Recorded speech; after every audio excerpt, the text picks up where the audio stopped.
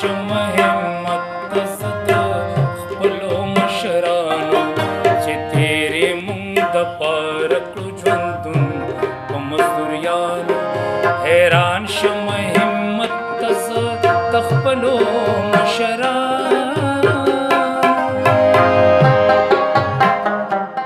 ملګرو کراچۍ نه نعمت زاده یم او دا وخت کې د یو بل سپین روبي د یو بل مشر د یو بل ملګري څه ناست یم او تاسو پته ده چې په کراچۍ کې پښتانه د مزدورۍ ژوند تېروي او د اوس نه د ابتدا نه پخوا نه تېروي. نو ځکه چې دا ډېر چې کوم دي هغه به سپینګیري شوي دي او تر اوسه پورې مزدوري هم کوي. دا اوس یو د چای چې کوم دغه یو ډابه ده، یوه کوکه ده، یو ټیه ده چې په هغې کې ناست یم او دا په مسکین ګلۍ کې موجود ده او زموږ ډېر خواږه ملګري هم دي دغه ټیې والا او دا بابا چې کوم دی د هغوی سره کار کوي. د ده سره به ګپ لګوو چې دوی خپل ژوند څنګه تېر کړی. السلام علیکم. نوم دې څه دی؟ خانزر پوره په زوره وایله. خانزر کلي کې د کوم ځای؟ کلي کې چونګ دی. چونګ تورغر. دومره په زوره وایي چې زه یې اورم، نور خلک دې نه اوري. صحیح ده؟ د تورغر کې څوک یې؟ مثلا سنځې یا کازې بیسي خیلې؟ بیسي خیل. کلي نوم دې څه دی؟ کلي نوم دې څه دی؟ کلي نوم چونګ. نصرت خیل. ها اوس په وی بیسي خیل اوس نصرت خیل دا خو دوه جدا تپې دي که نه؟ لا تپې دي خو موږ کې اوسېږو. اوسېږي نصرت خیل یو که یې د بیسي خیل؟ ښه دا راته وایي څومره عمر ستا چې تا په لومړي ځل مزدوري شروع؟ ما دغه 15 کاله وشو. 15 کاله. کوم ځای کې دې مزدوري شروع کړو؟ وړاندې کور کې کار کوو. زه خو لومړی مې کور کې کار کوو. کور مطلب بنګلې کې به دې کار کوو؟ څو تنخواه به یې راکوو؟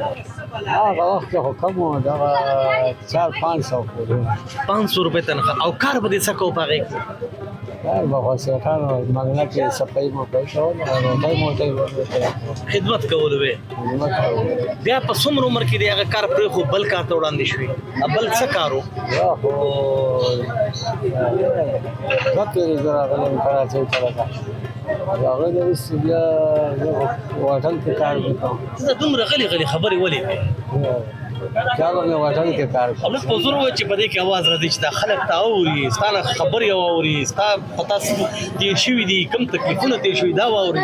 بیا به مې هوټل کې کار کوم. هوټل کې څه کار به دې کوې؟ هوټل کې دغه کوم دا کار کوه چای نه دي. نو څو تنخواه به دې وه؟ تنخواه نه وه، دیاړۍ وه 1000 روپۍ میاشت. دا د کوم وخت خبره ده؟ څه درته یاد دي؟ دا خو زه دغه 2015 دا خو ته اوسنۍ خبره کوې. ته چې کله دا کار کوو 15 کالو په عمر کې، په هغه وخت کې د چا دور و؟ څوک بادشاه و؟ څنګه حال و؟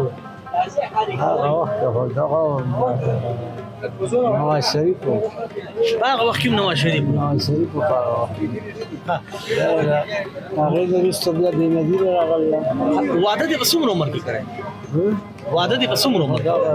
100 کالو. 100 کالو په عمر کې. نو واده له کلي ته تللی وې که دلته دې واده کړی و؟ کلي ته تللی وې. څه تیاری دې کړی و؟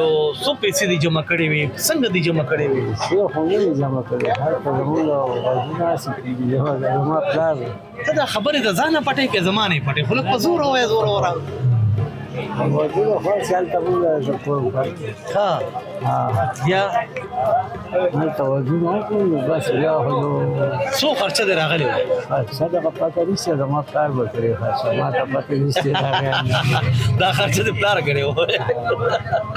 بیا چې کله ستا واده وکړو نو بیا واده نه څومره وخت پس کراچۍ ته بیا راغلې؟ زه خو بیا راغلی یم یو 2 کاله وروسته. 2 کاله دې په کلي تېر کړل، منډې تړلې دې وکړې، بیا 2 کاله بعد کراچۍ ته راغلې. نو ته چې 15 کالو په عمر کې تا مزدوري کوله کراچۍ ته راغلې، د کلي ملګري خو دې یادېدل؟ یادېدل مې اوس هغه سره یادېده مې مجبورۍ نه راغلې. خبره د مجبورۍ به وې.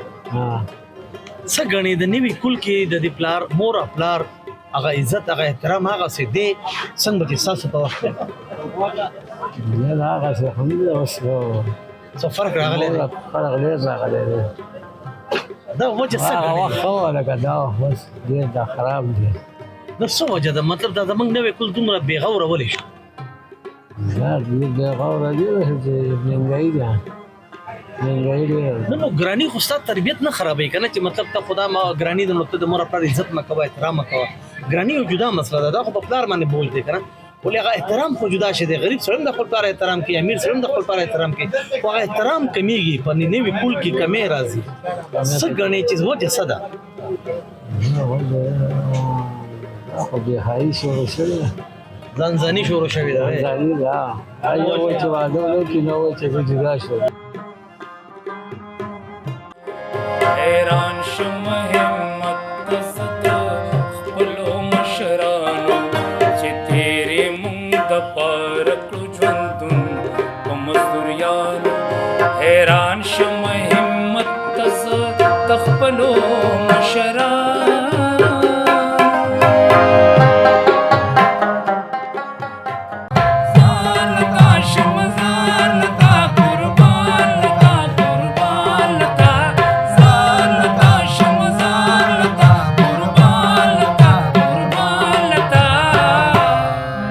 زار د پښتو